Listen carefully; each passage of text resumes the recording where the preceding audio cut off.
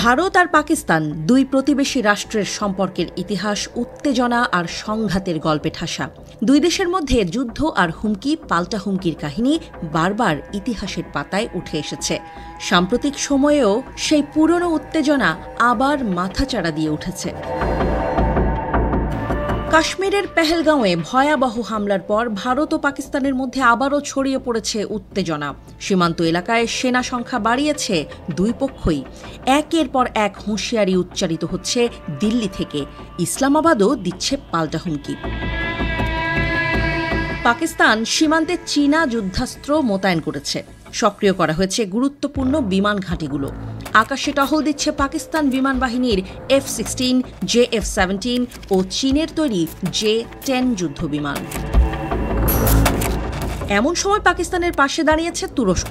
রোববার করাচি ও ইসলামাবাদের সামরিক ঘাঁটিতে একে একে 6টি তুর্কি C-130 হারকিউলিস বিমান অবতরণ করেছে।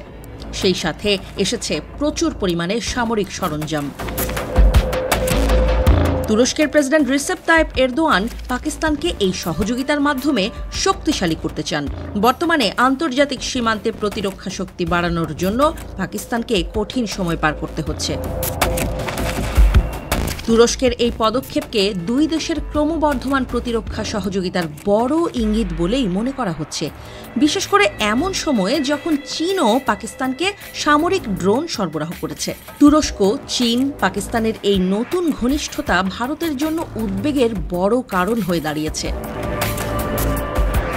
নয়াদিল্লি মনে করছে এই পরিস্থিতি শুধু ভারত পাকিস্তান সম্পর্ক নয়, গোটা দক্ষিণ এশিয়ার নিরাপত্তা পরিস্থিতির জন্য হুমকি। বিশেষজ্ঞরা বলছেন এই ধরনের বিদেশি সামরিক সহায়তা পাকিস্তানকে আরও সাহসী করে তুলছে, যা ভবিষ্যতে ভারতের জন্য বড় হুমকি হয়ে দেখা দিতে পারে। বিশ্লেষকরা বলছেন দক্ষিণ এশিয়ার বর্তমান ভূরাজনৈতিক বাস্তবতায় নতুন জোট ও সমীকরণ তৈরি হচ্ছে। তুরস্ক, চীন এবং পাকিস্তানের ঘনিষ্ঠতা একদিকে যেমন পাকিস্তানের কৌশলগত অবস্থানকে শক্তিশালী করছে, অন্যদিকে ভারতকেও বাধ্য করছে প্রতিরক্ষায় আরও বড় প্রস্তুতি নিতে। এদিকে ভারতের ওপরও প্রতিরক্ষা ও কূটনৈতিক চাপ বাড়ছে। মোদি বলেছেন ভারত কখনোই শান্তি প্রক্রিয়ার বিরোধী নয়, তবে দেশটির নিরাপত্তা কোনোভাবেই আপোষযোগ্য নয়। আর আন্তর্জাতিক মহল বলছে ভারতকেই শান্তি প্রক্রিয়া নিশ্চিত করতে হবে।